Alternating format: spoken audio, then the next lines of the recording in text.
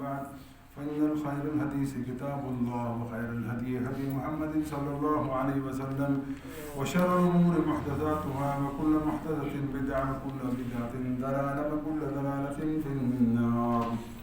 أعوذ بالله من الشيطان الرجيم واعتصموا بحبل الله جميعا ولا تفرقوا.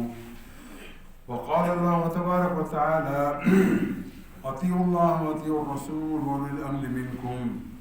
رب اشرح لي صدري ويسر لي أمري واحلل عقدة من لساني يفقهوا قولي. اللهم أرنا الحق حقا وارزقنا اتباعه وأرنا الباطل باطلا وارزقنا اجتنابه. آمين يا رب العالمين. اللہ سبحانہ و تعالیٰ نے ہمیں مسلمانوں کے گھروں میں پیدا کیا. بہت بڑی عظیم نعمت ہے جس سے ہم سرفراز ہوئے. لیکن یہ نعمت ہمیں مفت میں ملی. اس کے لیے کوئی محنت نہیں کرنا پڑی, کوئی توجہ کرنا نہیں پڑی, تحقیق کرنا نہیں پڑی. مسلمانوں کو گھروں میں پیدا ہوئے, پیدا ہوتے ساتھ کلمہ توحید ہمارے کانوں کے اندر سنایا گیا اور اس کے بعد چند رسومات ہیں وہ بھی کر لی گئی اور ہم یہ سمجھے کہ بس ہماری نجات کے لیے یہ کافی ہے. اس کے علاوہ اللہ سبحانہ و تعالیٰ نے اپنے کلام کے اندر جو قیامت تک کے لیے تمام امت کے لیے تمام انسانوں کے لیے ہدایت کا سرچشمہ ہے, فرمایا وَاعْتَصِمُوا بِحَبْلِ اللَّهِ جَمِيعًا وَلَا تَفَرَّقُوا. اے لوگوں, اللہ کی رسی کو مضبوطی سے پکڑ لو اور آپس میں تفرقے میں مت ڈالو. امت مسلمہ ایک وحدت تھی. امت مسلمہ ایک پیج پہ تھی, لیکن آج امت مسلمہ تفریق ہو گئی.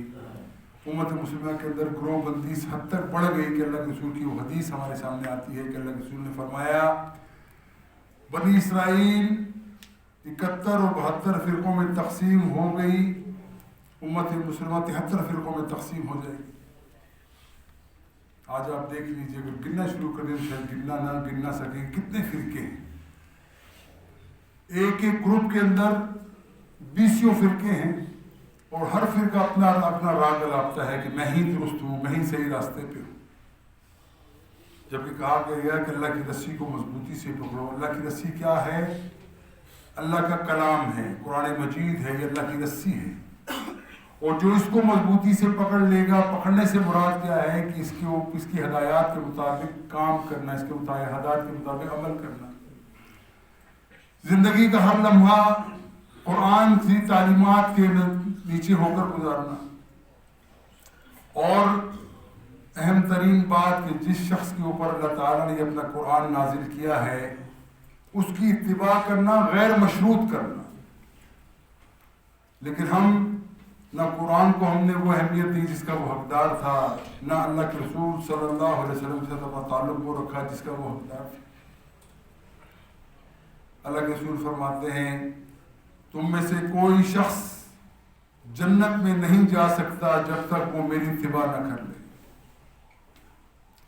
اور اتباع کا معاملہ کیا ہے کہ ہر معاملے کے اندر غیر مشروط, بغیر کسی دلیل و حجت کے رسول اللہ صلی اللہ علیہ وسلم سے اپنی محبت کو اجاگر کرنے کے لیے اپنی زندگی کے اندر ان کے احکامات کو سامنے رکھا جائے, اسی کے مطابق زندگی گزاری جائے, اسی کے مطابق تمام عبادات کی جائے. اس کے علاوہ اور کوئی راستہ نہیں ہے. امت مسلمہ کے اندر آپ دیکھ لیجیے رسول اکرم صلی اللہ علیہ وسلم کی رحلت کے بعد 200-300 سال تک کوئی فرقہ نہیں تھا, کوئی فقہ نہیں, کوئی امام نہیں. ایک ہی امام ہے, ایک ہی مرشد ہے, ایک ہی پیر ہے اور ایک ہی قائد ہے جس کے پیچھے سب لوگ چلتے ہیں. ان کا نام محمد بن عبداللہ صلی اللہ علیہ وسلم کا نام ہے کہ جس کے پیچھے سب لوگ چل کے ہدایت حاصل کرتے ہیں. امام مالک فرماتے ہیں اے لوگوں, نہ میری بات مانو, نہ سودی کی مانو, نہ رضاعی کی مانو, بلکہ مانو تو اس قبر والے کی مانو جس کی بات ہم بھی مان کر اللہ تعالیٰ کی رضا حاصل کرنے کی کوشش کرتے ہیں. آج امت مسلمہ مختلف فرقوں میں بٹی ہوئی ہے. اب حل کیا ہے کہ امت مسلمہ ایک پلیٹ فارم پہ آ جائے. اللہ تعالیٰ قرآن میں فرماتے ہیں فَإِن تَنَازَعْتُمْ فِي شَيْءٍ فَرُدُّوهُ إِلَى اللَّهِ وَالرَّسُولِ۔ اے لوگوں، مسلمان مخاطب ہیں، لوگوں اگر تمہارے اندر کوئی اختلاف پڑ جائے، کسی فتنے میں پڑ جاؤ تم، تو اس فتنے کو حل کرنے کا طریقہ کیا ہے کہ وہ اعلیٰ ترین سپریم کورٹ، سپریم کی بھی سپریم کورٹ، اس کی عدالت میں پہنچ جاؤ۔ وہ عدالت کون سی ہے؟ وہ اللہ کی عدالت ہے۔ وہ عدالت کون سی ہے؟ وہ اللہ کے رسول کی عدالت ہے۔ اللہ کی عدالت اور اس کے فیصلے قرآن کی صورت میں ہمارے سامنے موجود ہیں، اور رسول اکرم صلی اللہ علیہ وسلم کے احکامات ہمارے سامنے موجود ہیں۔ ہر شخص جس کو پرکھنا ہو کہ میں کس راستے پہ ہوں، وہ اپنے آپ کو اللہ کی رسول کی احادیث کے اوپر پیش کرے، اپنے ہر مسئلے کا حل وہاں تلاش کرے۔ یقیناً اللہ سبحانہ و تعالیٰ اس کے دل کو کھول دے گا، اس کے علاوہ کوئی راستہ نہیں۔ اور رسول اکرم صلی اللہ علیہ وسلم کی اہمیت کا اندازہ لگا لیجیے کہ ہم ان کے اوپر ایمان لائے ہیں کہ وہ اللہ کے رسول ہیں، آخری نبی ہیں، ان کی ہدایت کا کمپلیٹ مکمل ہدایت ہے۔ ان کو چھوڑ کر اگر کوئی شخص اپنے لیے ہدایت کا کوئی اور راستہ اختیار کرنا چاہتا ہے تو وہ گمراہی کے علاوہ کچھ نہیں ملتا۔ رسول اللہ صلی اللہ علیہ وسلم فرماتے ہیں، اے لوگوں، اگر تم چاہتے ہو کہ اللہ سبحانہ و تعالیٰ قیامت والے دن تمہارے سر پہ کامیابی کا تاج سجا دے تو تمہارے پاس دو ہی راستے ہیں۔ ایک راستہ یہ ہے کہ تم اللہ کی کتاب کے ساتھ اپنا تعلق جوڑ لو، زندگی کے ہر مسئلے کو اس میں اس کا حل تلاش کرنے کی کوشش کرو، اور دوسرا میری سنت کے اوپر عمل پیرا ہو جاؤ، میرے طریقے کے اوپر چلنے کے لیے تیار ہو جاؤ، مجھے حرف آخر بنا دو، مجھے نمونہ کامل سمجھو، اس کے مطابق زندگی گزارنے کی کوشش کرو۔ بس یہ دو ہی راستے، تیسرا کوئی راستہ نہیں۔ اور امت مسلمہ جب بھی کبھی اللہ نے چاہا، امت مسلمہ جب بھی ایک پلیٹ فارم پہ آئے گی تو ان کے پاس صرف دو یہ چیزیں ہوں گی، تیسری چیز نہیں ہوگی۔ لیکن آج بدقسمتی سے ہم نے وہ تمام کام چھوڑ دیے۔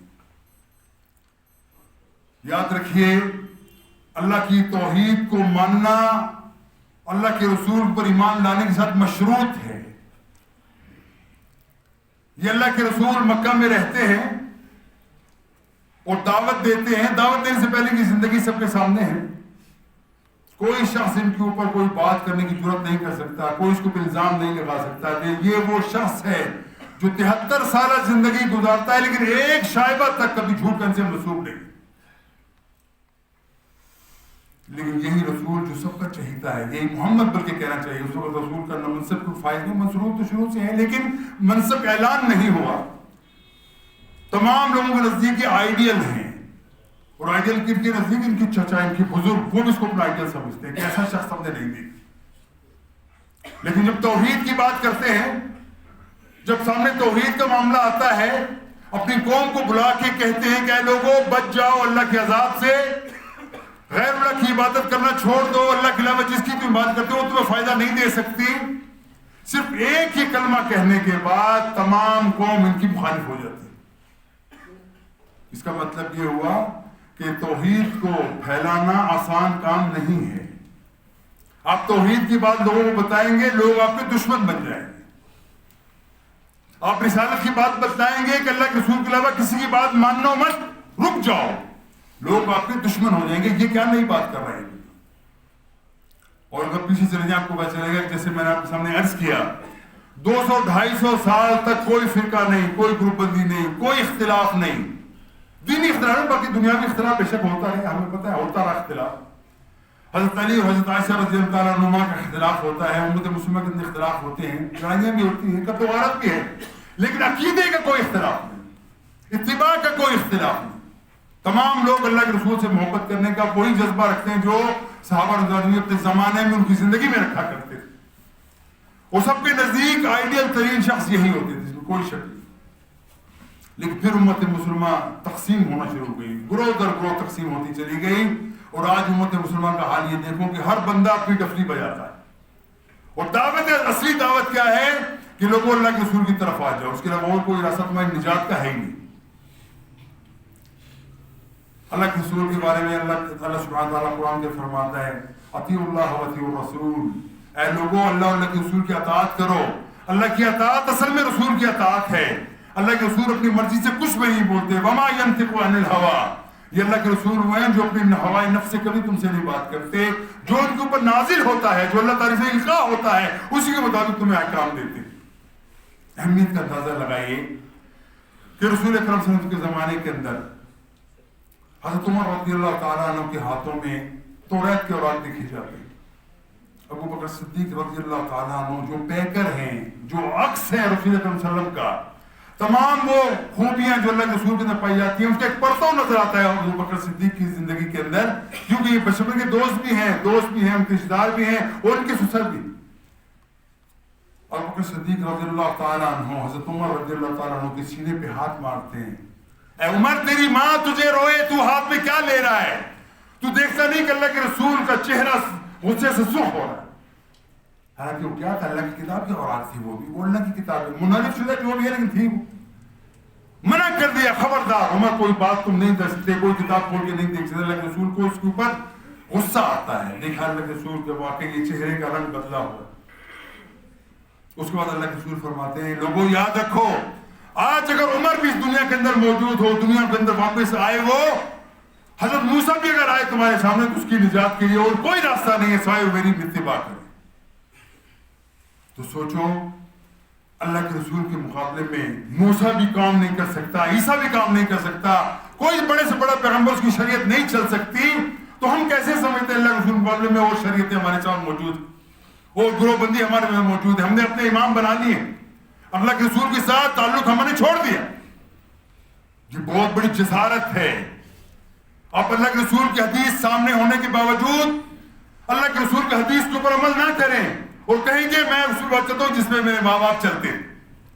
بھائیوں, یہ بہت بڑی جسارت ہے. قیامت والے دن کیا جواب دو گے؟ تو ہمارے پاس کوئی لاجک کیا ہوگی کہ ہم نے اللہ کے رسول آپ کی بات ہم نے نہیں مانی, اور کوئی چیز چھپی ڈھکی نہیں ہے, ہر چیز کھلی ہمارے سامنے موجود ہے.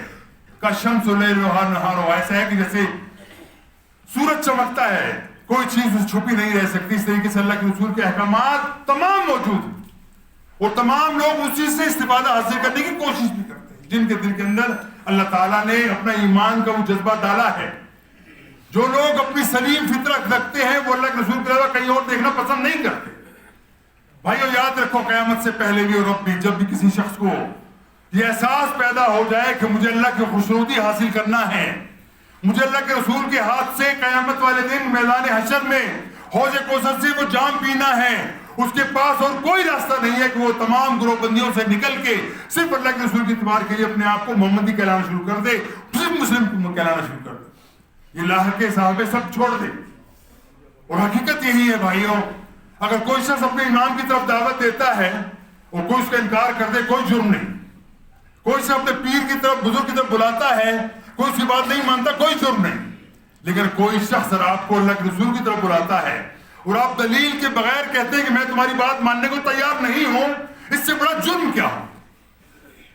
آپ کے سامنے قرآن موجود ہے, اس کا ترجمہ صحیح سی الفاظ میں موجود ہے, آپ کے سامنے اللہ کے رسول کے احکامات تمام موجود ہیں, کوئی چیز ڈھکنی چاہیے. میں ہمیشہ کہا کرتا ہوں اس بات کو کہ رسول اکرم صلی اللہ علیہ وسلم کی ہدایات جو قیامت تک کے لیے ہیں, اور یہ بنانے والا کون ہے؟ اللہ, اللہ کی ذات خود ہے جس نے ہدایت نامہ بنا کے ہمیں دیا ہے. کیا وہ ہماری فطرت سے واقف نہیں تھا؟ نعوذ باللہ, کیا اسے پتہ نہیں تھا کہ یہ قوم کس طرف جانے والی؟ سب کچھ بتلا دیا, ہمارے خلاف حجت قائم کر دی. کیا لوگوں, اگر تم اللہ اور اللہ کے رسول کی بات کو چھوڑ کے کہیں اور جاؤ گے, گمراہی کے علاوہ کوئی تمہارے پلے نہیں پڑے.